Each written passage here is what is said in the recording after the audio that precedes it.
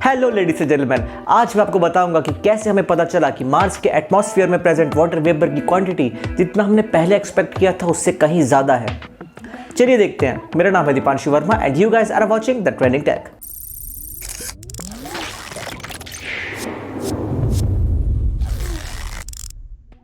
हम ह्यूमंस इतने बड़े ब्रह्मांड में जब भी स्टार्स की तरफ देखते हैं तो हम हमेशा यही सोचते हैं कि क्या हमारे इस छोटे से ब्लू प्लैनेट के अलावा भी स्पेस में कोई ऐसी जगह होगी जहां पर लाइफ फॉर्म एग्जिस्ट करती हो।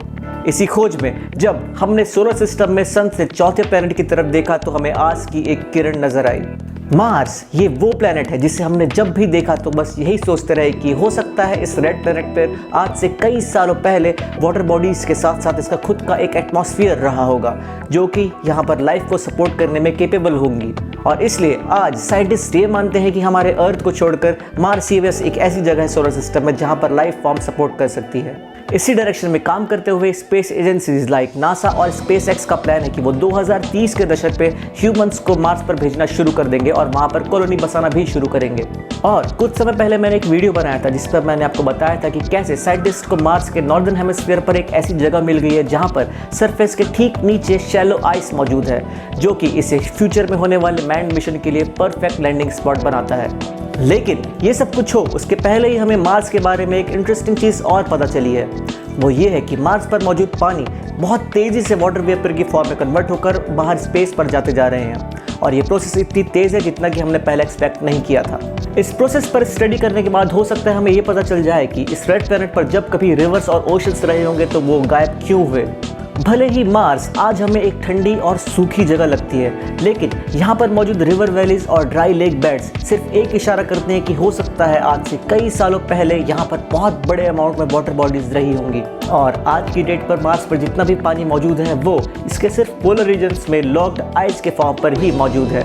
एक रिसर्च के अकॉर्डिंग ये माना जाता है कि ये आइस सिर्फ 10% वाटर ही कंटेन करती है जितना यहाँ पर पहले वाटर रही होंगी उससे। हाल ही में साइंटिस्ट ने मार्स का चक्कर लगा रहे ट्रेस गैस ऑर्बिटर जो कि रशिया और यूरोप के एक्सोमार्स मिशन का हिस्सा है से ली गई डेटा को एनालाइज किया और इस एनालिसिस में साइंटिस्ट को यह पता चला कि मार्स के सरफेस पर पड़ने वाली डायरेक्ट सनलाइट यहाँ पर मौजूद पानी के मॉलिक्यूल को बेसिक कंपोनेंट्स में ब्रेक डाउन कर देती है जिसके बाद हाइड्रोजन और ऑक्सीजन के ये एटम मार्स के थिन एटमॉस्फेयर और लो ग्रेविटी से बाहर निकलने के लिए आज़ाद हो जाते हैं। ये प्रोसेस मार्स पर काफ़ी लंबे टाइम से होती आ रही है लेकिन हाल ही में CNRS के रिसर्चर्स के द्वारा की गई रिसर्च में ये बात सामने आई है कि ये प्रोसेस जितना हमने पहले एक्सपेक्ट किया था उससे कहीं ज़्यादा तेज़ी से हो रही है। इस स्टडी के अकॉर्डिंग मार्स के एटमॉस्फेयर में वाटर वेपर्स की क्वांटिटी काफ़ी ज़्यादा बढ़ गई है। ये वाटर वेपर एक साथ गैदर होकर मार्स के सरफेस से 80 किलोमीटर ऊपर तक आ चुके हैं और तो और इनकी हाई डेंसिटी के कारण मार्स के एटमॉस्फेयर में सुपर सैचुरेटेड रीजन्स क्रिएट हो गए हैं यानी कि इन रीजन्स में 10 से 100 गुना ज़्यादा अमाउंट ऑफ वाटर वेपर मौजूद है जितना कि प्रैक्टिकली पॉसिबल होना चाहिए। फिलहाल इस फील्ड में और भी स्टडीज़ होना बाकी हैं जो कि हमें मार्स के बारे में और भी कई इंटरेस्टिंग फैक्ट्स जानने में हेल्प करेंगी।